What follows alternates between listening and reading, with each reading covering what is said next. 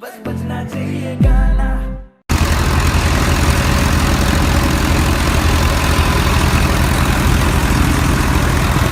भौजी कैसे हैं? बड़ा हाला सुनाई दे रहा है। लड़कन सब कमेंट भी कर रहा है। क्या देवर जी, तुम भी ना खाली मजाक करते रहते हो। तुमको हम पे विश्वास नहीं है? नहीं है तो लो सुनो। विश्वास तो है ना। रोज गाँव वालों को मैं बुलाती हूँ, खरिहानी में काम करवाती हूँ। रोज गाँव वालों को मैं बुलाती हूँ, खरिहानी में काम करवाती हूँ। गतान कटवाती हूँ, बोझा बन्हवाती, गतान कटवाती हूँ, बोझा बन्हवाती हूँ। हाथ क्यों तुमल रहा है? अरे और सुनिएगा, दिमाग फेल हो जाएगा। अरे बताइए ना भौजी, और क्या चल रहा है? चैत में अदौरे चल रहा है, थ्रेसर से भूसा निकल रहा है। चैत में अदौरे चल रहा है, थ्रेसर से भूसा निकल रहा है। अरे हटिए ना, आँख में घुस जाएगा। ओहो, लगता है कि तारा खेत में बड़ा अनाज उग जाता है। हाँ, वो तो हुआ है। समय से खाद उद डलवाए थे, समय पर रोपवाई थी, हल चलवाई थी, तब न हुआ। जानते हैं 20,000 तक पटौनी में लग गया। अच्छा, और कब? बाबू साहेब के ट्रैक्टर से होता है मेरा काम जी।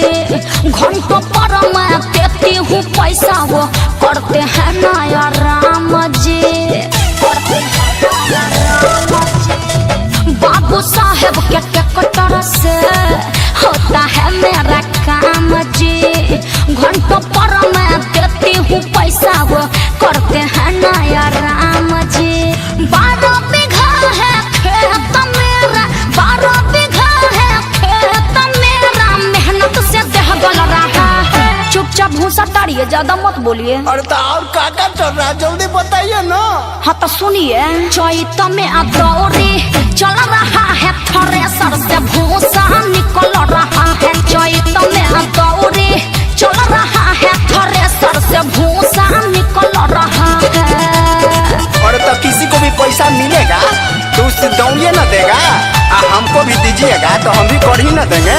हमारा पुरनका ट्रैक्टर है नु है, और इतना बढ़िया दौड़ी करता है कि भूसा का मेवा बना के फेंकता है। अरे चुपिए, काम के ना काज के, खाली दुश्मन अनाज के।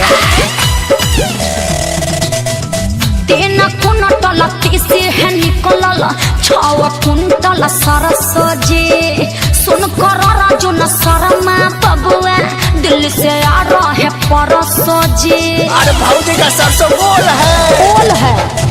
3 कुंटल तीसी है निकलल, 6 कुंटल सरसो जी। सुन कर राजू न शर्मा बबुआ, दिल्ली से आ रहे परसो जी। हो न जाए बारिश डर लगता है, हो न जाए बारिश डर लगता है, मौसम बदल रहा है। अरे अब तो समझ गए ना। अरे सब ऊपर से निकल जा रहा है भौजी। चैत में अदौरे चल रहा है, थ्रेसर से भूसा निकल रहा है। चैत में अदौरे चल रहा है, थ्रेसर से भूसा निकल रहा है। अरे अपना तो मजा ही मजा है।